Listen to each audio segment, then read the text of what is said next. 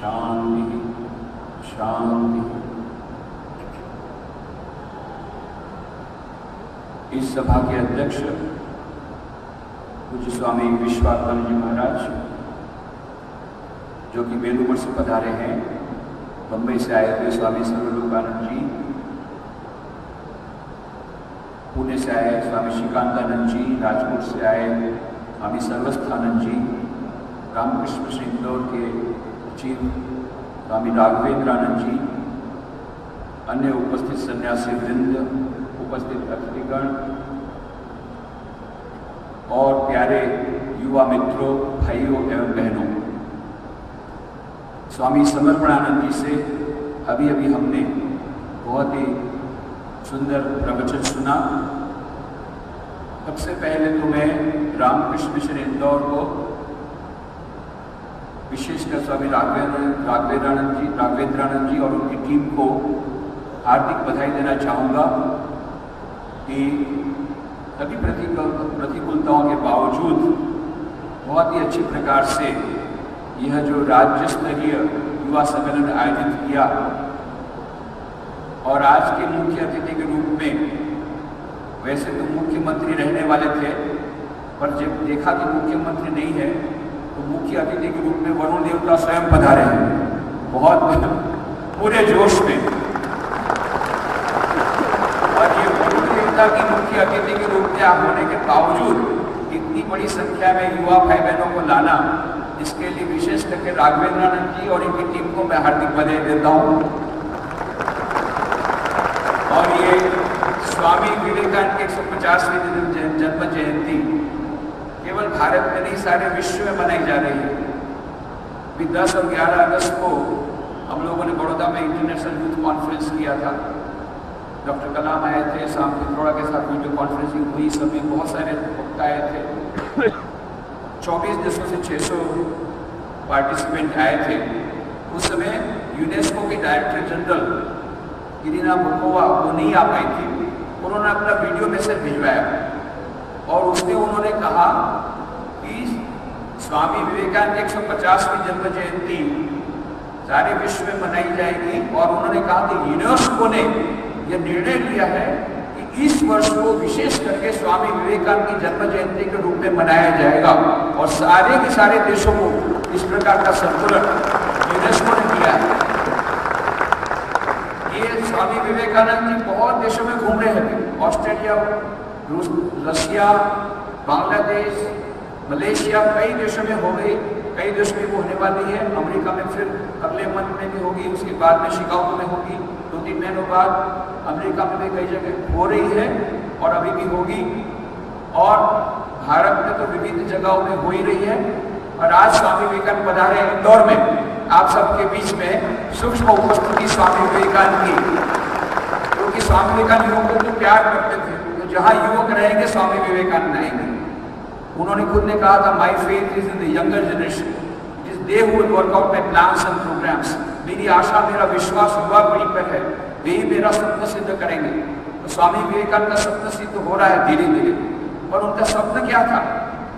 स्वामी विवेकानंद जी जब विदेश से वापस लौटे, आपको मालूम है कि गए थे स्वामी विवेकानंद जी शिकागो विश्व धर्म सभा में भाग लेने के लिए, अमेरिका गए थे और 11 सितंबर 1893 में उन्होंने अपना ऐतिहासिक भाषण दिया और केवल एक शब्द के द्वारा ही उन्होंने सबसे पहले सारे अमेरिकन निवासियों को हृदय का जीत लिया। कैसे? उस सभा में उन्होंने कहा, dear sisters and brothers of America, और सभी लोग 7,000 लोग थे, वैसे भूल गए और कई मिनटों तक ताली बजती रही। कुछ जगह कहा है 2 मिनट तक ताली बजती रही। पर parliament religion, words parliament religion के 2 महान ग्रंथ निकले हैं, डॉक्टर हेनरी बैरोज जो कि उसके चेयरमैन थे, उन्होंने निकाले। उसमें कहते हैं the clapping continued for a few minutes, बहुत मिनट, कई मिनटों तक वो क्लैपिंग रुकी नहीं। तो क्या था वो जादू? स्वामी विवेकानंद के शब्दों में उन्होंने, बाकी सब ने लेडीज एंड जेंटलमैन कहा, तो स्वामी विवेकानंद ने कहा, my dear sisters and brothers of America. हम लोग भी बोलते हैं पर उसका प्रभाव नहीं पड़ता है। और स्वामी विवेकानंद ने ऐसा प्रभाव डाला कि 7,000 लोग खड़े हो गए। क्या कारण था? क्योंकि ये शब्द स्वामी विवेकानंद के हृदय से आए हुए थे और वे हृदय से उन्होंने वेदांत का अभ्यास किया था, वेदांत की अनुभूति उनको हुई थी। और यह जो भारतीय संस्कृति की विरासत जो है आध्यात्मिकता व वेदांत का सारा संदेश जो उन्होंने वहां पर दिया, उसको उन्हें इसकी अनुभूति की थी। और वसुधैव कुटुंबकम की भावना, आज हम विश्व में ग्लोबलाइजेशन की बात कर रहे हैं और सारे विश्व के भ्रातृत्व की बात कर रहे हैं, यूनिवर्सल ब्रदरहुड की बात कर रहे हैं। आज से हजारों वर्ष पूर्व भारत में हमने वसुधैव कुटुंबकम की भावना, सारी वसुधा, सारा ग्लोब, सारी पृथ्वी ये एक परिवार है, वसुधैव कुटुंबकम की भावना को हमारे भारत में प्रसिद्ध किया गया था। और उस वेदांत के संदेश को स्वामी विवेकानंद ने अपने में आत्मसात किया था। और उस आत्मसात में हृदय की वाणी जब शिकागो जनसभा में गई तो वो 7,000 लोगों के हृदय में वो बोली, वो सचमुच में समझे कि हाँ, ये ऑल सिस्टर्स एंड ब्रदर्स, ये हम सब भाई और बहन हैं।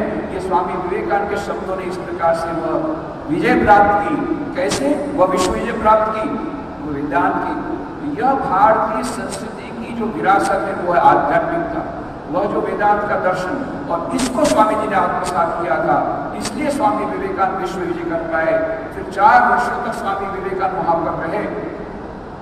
ये अलग बात है कि उस पूरे संदेश को आज तक भी हम ठीक से न तो समझ पाए हैं, न उसका पूरा कार्यान्वयन कर पाए हैं। यदि होता तो आज विश्व और अधिक होता। उस समय भी स्वामी जी ने कहा था 11 सितंबर को कि धर्म के नाम पर यह जो खून बहा है उसको अटकाना है और हमें धर्म सर्वधर्मों के प्रति न केवल सहिष्णुता पर स्वीकार की भावना रखनी पड़ेगी। और सर्वधर्म समन्वय के संदेश की बात उन्होंने वहां पर कही थी और चेतावनी भी दी थी। यदि हम सर्वधर्म समन्वय के संदेश को नहीं ग्रहण करेंगे और ये यूनिवर्सल ब्रदरहुड को ग्रहण नहीं करेंगे तो हमें बड़ी कीमत चुकानी पड़ेगी। कब कहा था? 11 सितंबर 1893। याद रखना, वो भी 9/11 था और हमने वो संदेश स्वीकार नहीं किया। 108 वर्ष बाद दूसरा 9/11 हुआ और वर्ल्ड टावर ब्रेक हुए न्यूयॉर्क के।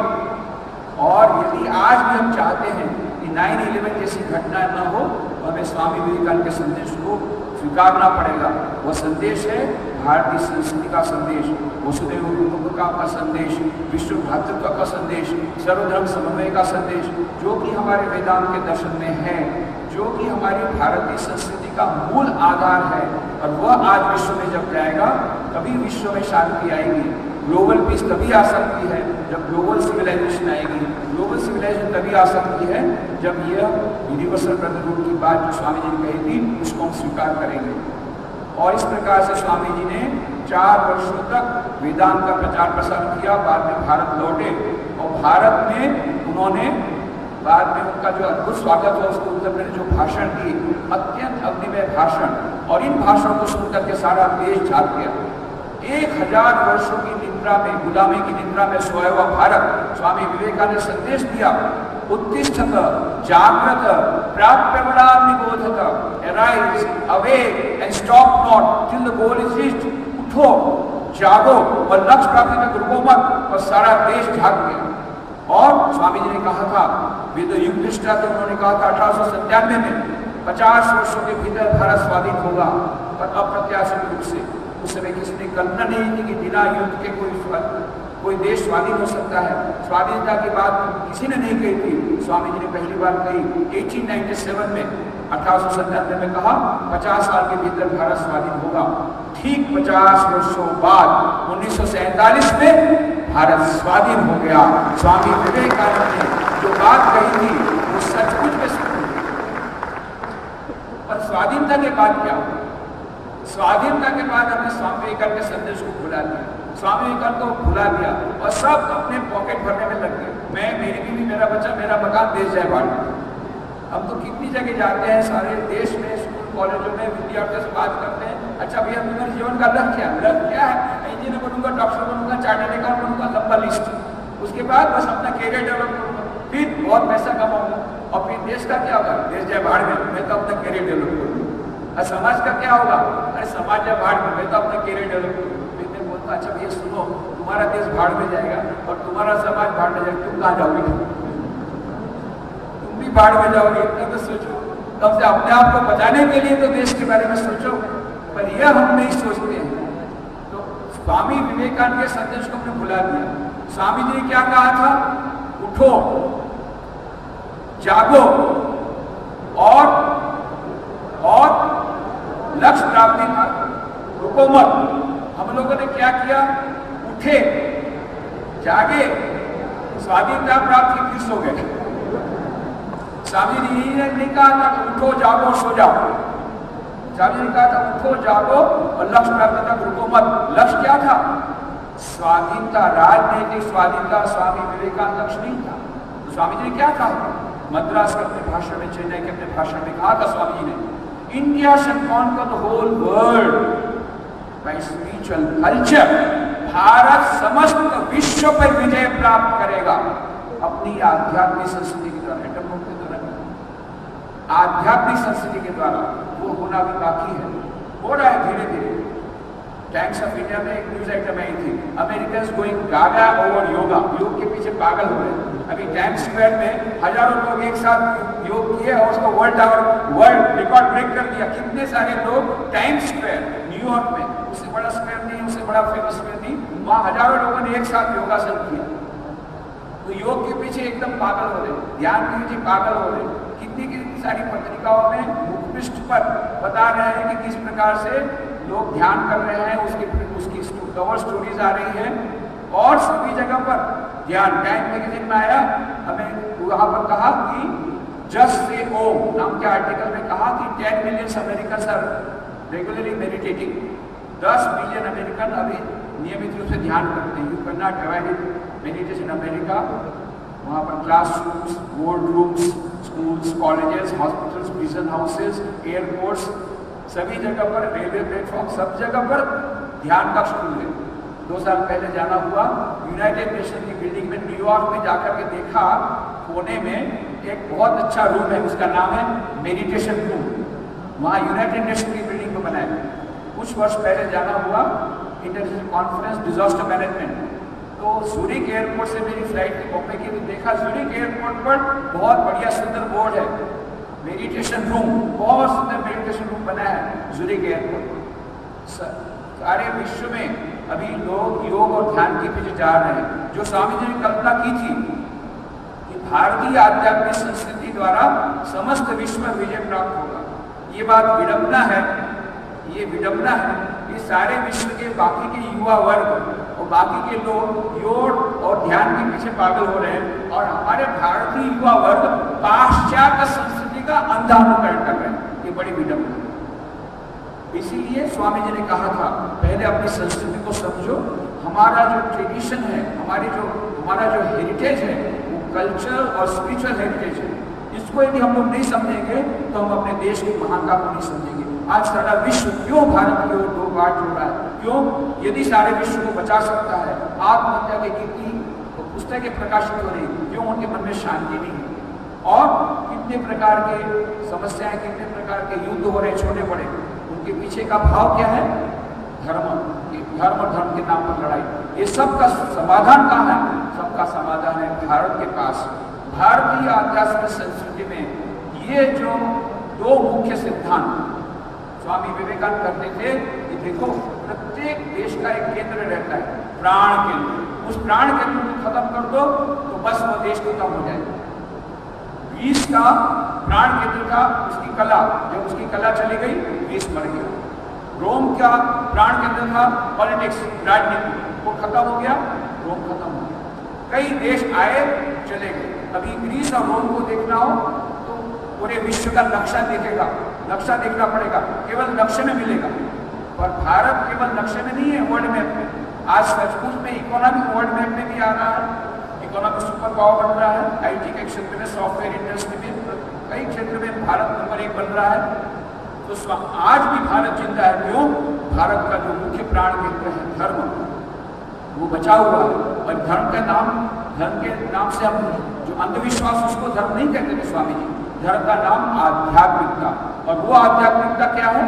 सारी आध्यात्मिकता का निचोड़ जहाँ भी जाइए, दक्षिण भारत में, उत्तर भारत में, पूर्व भारत में, पश्चिम भारत में, अलग अलग प्रकार की संस्कृति बाहर से देखने को मिलती है। धर्म के विभिन्न रूप आपको देखने को मिलेंगे, विभिन्न रीति रिवाज देखने को मिलेंगे, पर आप यदि उसके हार्द में जाएं, हार्द में क्या है? हार्द में है वेदांत, वेदांत का दर्शन। और ये वेदांत के दर्शन पर आधारित रामायण, महाभारत, श्रीमद् भागवत, ये आपको सब जगह मिलेंगे। आप जहाँ भी जाएंगे, बोले यहाँ पांडव रहे थे, बताएंगे, पर यहाँ से राम और सीता निकले थे। सारे देश में आप जहाँ भी जाएंगे आपको पांडव की गुफा मिलेगी, ये मिलेगा, वो मिलेगा। रामायण, महाभारत, भागवत, ये जो ग्रंथ है, उस वेदांत दर्शन को आप साधारण समाज को, मनुष्य को, समाज को समझाने के लिए कहेंगे कहानियों के माध्यम से। और ये जो वेदांत का दर्शन है, अत्यंत संक्षिप्त में कहें तो स्वामी विवेकानंद के शब्दों में उसे दो अर्थ में कहा जा सकता है। Number one, divinity of the soul.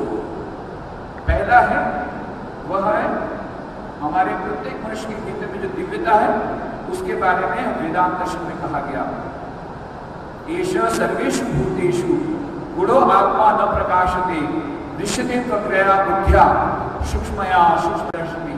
प्रत्येक मनुष्य के भीतर में आत्मा है, वह चैतन्य तत्व है जिसके भीतर में अनंत शक्ति है। और दूसरा है solidity of the whole universe, सारे विश्व की एकात्मता। सर्वम खलु इदम ब्रह्म, सारे विश्व में एक ही चैतन्य तत्व ओतप्रोत है, जो कि आज मॉडर्न क्वांटम मैकेनिक्स का यही सिद्धांत है कि सारा विश्व एक है। उसको हमारे वेदांत में दर्शन में कहा गया, सर्वम खलु इदम ब्रह्म ईशावास्यमिदं सर्वम यत्किंच जगत् ज्ञान जगत् केन तत्तेन भुंजीथा मां अग्रदकस्य सिद्धनम। सारे विश्व में एक ही वो परम चैतन्य तत्व विराजमान है। ये जो दो मुख्य सिद्धांत वेदांत के दर्शन के, एक डिविनिटी ऑफ द सोल, दिव्यता, मनुष्य मात्र वो दिव्य तत्व है, और दूसरा solidity of the whole universe, सारे विश्व की एकात्मता। आज सारे विश्व को इन दो सिद्धांतों की बड़ी आवश्यकता है।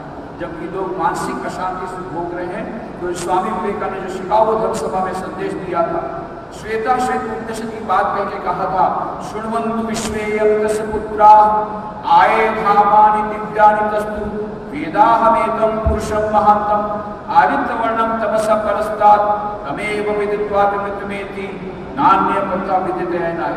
मैंने उस परम पुरुष को देख लिया है जो सभी दुखों से परे है, उसको जानने के बाद सभी दुखों से निवृत्ति हो जाएगी।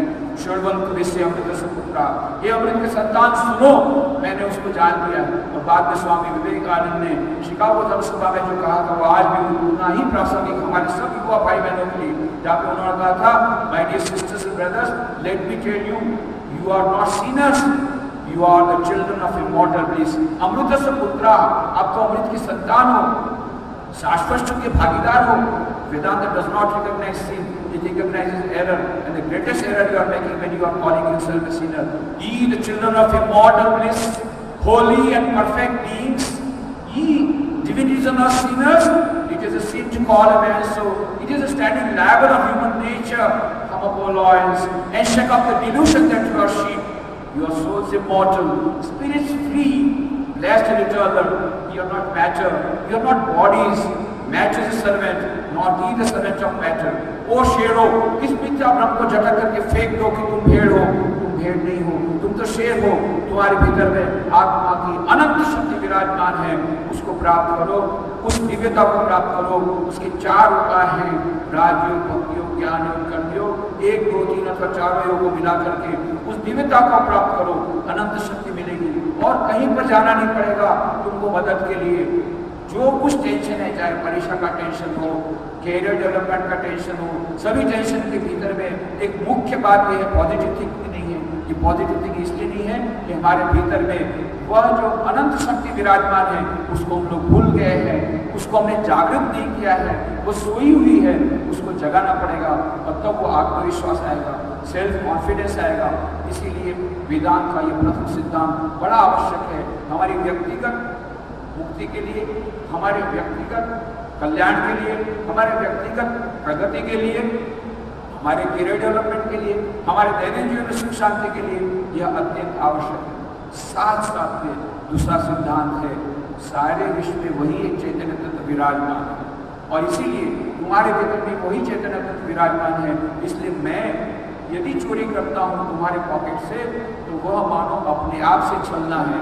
क्यों मैं तुमको स्वीकार, क्यों मैं तुमसे प्यार करूँ, क्यों ना मैं तुमसे घृणा करूँ, क्यों ना मैं भ्रष्टाचार करूँ, क्यों ना तुम्हारे पॉकेट से, यदि मेरे पास ऐसा इंटेलिजेंस है कि मैं पुलिस डिपार्टमेंट को और जज को सबको पैसा खिला सकता हूँ, तो क्यों मैं चोरी ना करूँ? क्यों? तुम और जिसकी चोरी कर रहे हो दो अलग अलग नहीं है। यदि आज तुम उसकी चोरी करते हो, उसके मन में जो दुख होगा उसकी प्रतिबाद में तुमको वही दुख भोगना पड़ेगा। यही है वेदांत का सिद्धांत, कर्म का सिद्धांत। क्यों हम ईमानदार बनेंगे? इसका उत्तर केवल वेदांत के पास है। क्योंकि यदि तुम किसी को मारते हो, यदि तुम किसी को हानि पहुंचाते हो, वह हानि तुमको चक्रवृद्धि ब्याज के साथ विद कंपाउंड इंटरेस्ट तुमको वो चुकाना पड़ेगा। यदि तुम दुखी होना नहीं चाहते हो तो सबसे प्यार करो। यदि दुखी होना नहीं चाहते हो तो चोरी बंद करो। यदि दुखी होना नहीं चाहते हो अपने भविष्य में, अपने बच्चों को दुखी नहीं करना चाहते हो, ईमानदार बनो। यह वेदांत का संदेश जो व्यापक विश्व व्यापकता के पर आधारित है। मेरा समय हो चुका है, मैं केवल एक गीत के द्वारा यह जो वेदांत का संदेश स्वामी विवेकानंद ने दिया है उसका सारा निचोड़, जो व्यापकता का सिद्धांत, वो सारा निचोड़ उस गीत में आ जाता है। स्वामी विवेकानंद बहुत अच्छे गायक थे, आप जानते हैं। श्री रामकृष्ण भी बड़े अच्छे गायक थे। जब भी श्री रामकृष्ण के पास नरेंद्र आते, नरेंद्र गीत गा, और नरेंद्र बहुत ऐसा गीत गाते बोलते थे मैं जाऊँगा नहीं, पहले वो गीत गा। स्वामी विवेकानंद का प्रिय भजन, श्री रामकृष्ण का भी प्रिय भजन, वो बाद में गाते थे नरेंद्रनाथ। वो गीत कौन सा है? अंतिम मुगल सम्राट बहादुर शाह जफर का लिखा हुआ गीत है। वे तो सूफी संत थे। यह गीत में सूफी संत का ही वर्णन है, सूफी फिलॉसफी, सूफी दर्शन का ही वर्णन है। परंतु यह सूफी दर्शन और वेदांत का दर्शन दोनों कितने अभिन्न हैं, ये पूरे गीत में हमको पता लगता है। सारा वेदांत का संदेश इस सूफी संत ने इस छोटे से गीत में दे दिया, जो कि स्वामी विवेकानंद का प्रिय भजन। तुझसे हमने दिल को लगाया, जो कुछ है सो तू ही है, एक तुझको अपना पाया, जो कुछ है सो तू ही है। सब जगह वही एक ईश्वर विराजमान है, प्रत्येक मनुष्य के भीतर में वही एक आत्मा विराजमान है। सबके मकान, दिल का मकीन तू। कौन सा दिल है जिसमें नहीं तू? हर एक दिल में तू ही समाया, जो कुछ है सो तू ही है। प्रत्येक मनुष्य के भीतर में, हृदय में वही एक आत्मा विराजमान है। क्या भलायक, क्या इंसान, क्या हिंदू, क्या मुसलमान, जैसा चाहा तूने बनाया, जो कुछ है सो तू ही है। कम स्त्री, कम कुमारसी, कम कुमार, युवा कुमारी, कम जीर्णो दंडे रवचसी, कम जातो भवशी विश्वतमुखा। श्वेताश्वेत उपनिषद में कहा, काबू में क्या, देवल में क्या, तेरी परवरिश होगी सब जा, सभी ने तुझको सिर है झुकाया, जो कुछ है सो तू ही है। श्री रामकृष्ण ने अपने जीवन की प्रयोगशाला में सिद्ध करके बता दिया। हिंदू धर्म का पालन किया, इस्लाम धर्म का पालन किया, मोहम्मद पैगंबर का दर्शन किया, ईसाई धर्म का पालन करके ईसा मसीह का दर्शन किया, ईसा मसीह उनके साथ गले मिलकर करके वो विलीन हो गए। और तब बाद में श्री रामकृष्ण ने कहा, जो तो मौत वो तो पद, जितने मत उतने पद। पद अलग अलग है और सभी धर्म उसी एक महान मंजिल एक है, रास्ते अलग अलग हैं, वो एक ही मंजिल की ओर सभी लोग जा रहे हैं। इसलिए दूसरे धर्म के जो अवलंबन करने वाले हैं उसे घृणा मत करो। विश्व भ्रातृत्व का वो संदेश उसमें है। अर्श से लेकर फर्श जमीन तक और जमीन से अर्श बरी तक, जहां पे देखा तू ही नजर आया, जो कुछ है सो तू ही है। प्रत्येक जगह वही विराजमान है, कण कण में वो भगवान विराजमान है। और अंत में सोचा, समझा, देखा, भाला, तुझ जैसा न कोई ढूंढ निकाला, अब यह समझ में सफर